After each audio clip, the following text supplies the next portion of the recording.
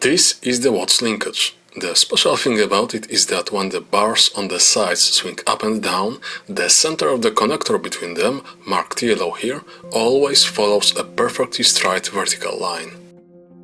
One of the many real-life uses of this linkage is in the automotive suspensions. Basically, you take a standard pendular axle which can oscillate left and right, and you use Watts linkage to support it.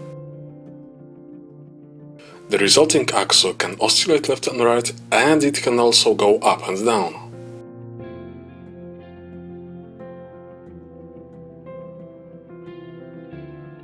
Now let's add some shock absorbers to keep the axle in place, and what you get has exactly the same range of motion as a live axle, but without the need for long connectors and links coming out in front or behind it. This is one of the key advantages of this kind of suspension. It takes very little of the chassis length. Another advantage is that the shock absorbers work in just one plane, not in two like they do in 3 or 4-link live axles. So there's no need to mount them using ball joints, you can just use axles or pins to attach them. That helps to keep things simple and compact.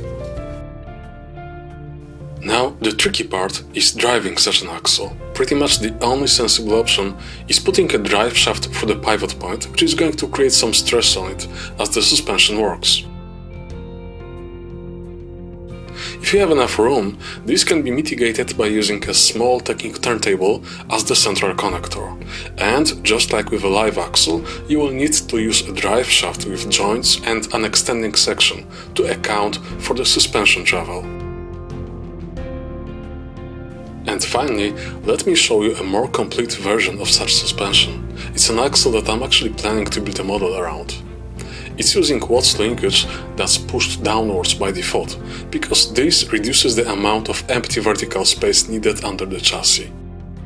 With the Watts linkage, there is always some play in the bars, so in order to reduce it, I have my bars braced from two sides. This keeps the axle in place very firmly.